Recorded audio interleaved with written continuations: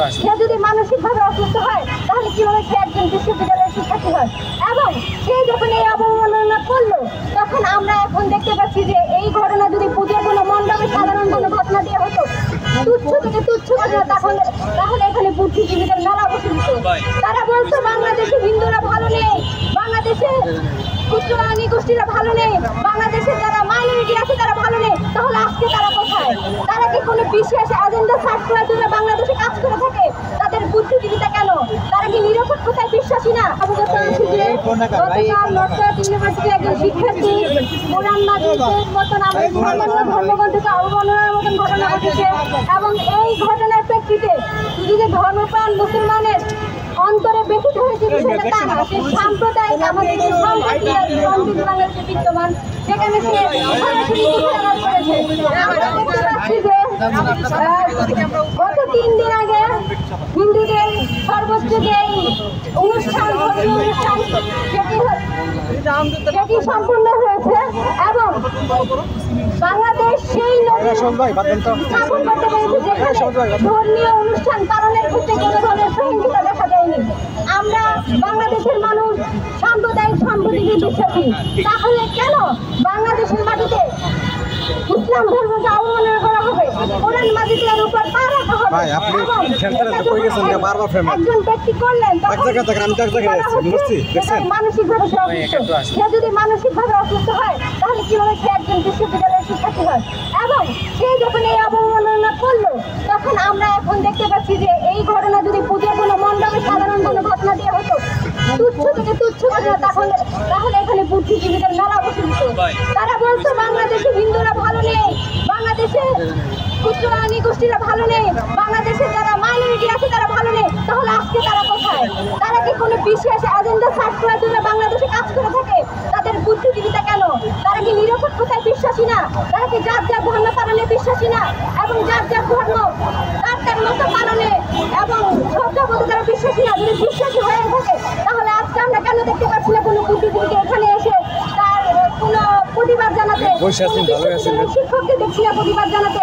আমি চাইবো এই ব্যক্তির দৃষ্টান্তমূলক ব্যবস্থা করা হোক। আর সে এখন মানসিক কোনো সমস্যার সম্মুখীন তাকে অবশ্যই চিকিৎসার ব্যবস্থা তার করতে হবে। এখন যদি কোনো এজেন্ট এসে তাকে হত্যা করে তাহলে কি বলা হবে? বাংলাদেশে একটা গৃহযুদ্ধ বেঁচে যাবে। কি বলা হবে? যে একজন হিন্দুকে হত্যা করা হয়েছে, একজন হিন্দুকে হত্যা করা হয়েছে, তার মত প্রকাশের স্বাধীনতা, সে মত প্রকাশের স্বাধীনতা, সে তার মত প্রকাশ করবে, এজন্য তাকে হত্যা করা যায় না। এইরকম নানা ধরনের আমরা তখন দেখবো প্রোপাগান্ডা চালাচ্ছে। তো অবশ্যই সেই শিক্ষার্থীকে যদি সে সুস্থ থাকে তাকে দৃষ্টান্ত শাস্তির ব্যবস্থা করতে হবে। আর যদি সে অসুস্থ হয়ে থাকে তাহলে তার চিকিৎসার ব্যবস্থা করতে হবে এবং তাকে এভাবে বাইরে খোলামেলা হাঁটতে দেওয়া যায় না। কারণ এটা বাংলাদেশের অভ্যন্তরীণ শান্তি শৃঙ্খলা সম্প্রতি এবং আইন শৃঙ্খলা ব্যবস্থার হুমকি স্বরূপ হয়ে দাঁড়াতে পারে। ধন্যবাদ। যার উৎসব সভা হয়ে থাকে তাহলে ঘুরে ফিরে কেন কোরআন শরীফকে বেছে নেওয়া হচ্ছে? কেন কোরআন শরীফকে বেছে নেওয়া হচ্ছে অবমাননা করার জন্য? আমার একটাই প্রশ্ন, কোথায় সেই প্রগতিশীল সমাজ, কোথায় সেই মুসলিম সমাজ যারা মুসলিম নামধারী হয়ে যারা এই দুর্গা পূজায় তিলক দিয়ে পূজায় উদযাপন করছে, কোথায় আজকে তারা? এই যে কোরআনকে অবমাননা করা হচ্ছে, তারা কেউ তাদের কোনো ফেসবুকে রাস্তায় ব্যানার নিয়ে কোথাও তাদেরকে কেন পাওয়া যায় না? তার মানে কি আমরা ধরে নিতে পারি তারা আসলে ভারতীয় হিন্দুকে আমি একটা রাষ্ট্র পরিণত করতে চায়? এইরকম আর করতে দেওয়া যাবে না। কেন বারবার কেন আমার ইসলাম অপমানিত হবে এই রাজপথে? কেন? আপনাদের কাছে আমার প্রশ্ন, আমাদেরকে দাঁড়িয়ে কেন শুধু আমাদেরকে হুজুর হতে হবে? কেন আমি মাথায় টুপি দিয়ে বললেই আমার ধর্ম জায়েজ হবে? কেন আমি আমার ধর্ম প্রতিষ্ঠা করতে এই রাজপথে কেন আমাকে চিৎকার করতে হবে? কেন গভর্নমেন্টের সেই আইনের ব্যবস্থা থাকবে না যাতে করে আমার ধর্ম প্রতিষ্ঠিত হবে অন্য সব ধর্মের সাথে?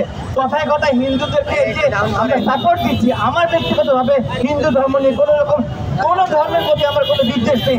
তবে কেন এইরকম একটা উচ্চমানের ইউনিভার্সিটিতে এই যে হিন্দু ছেলেটা অপূর্ব পাল, সেখানে আমার কোরআনকে এইভাবে অবমাননা করবে?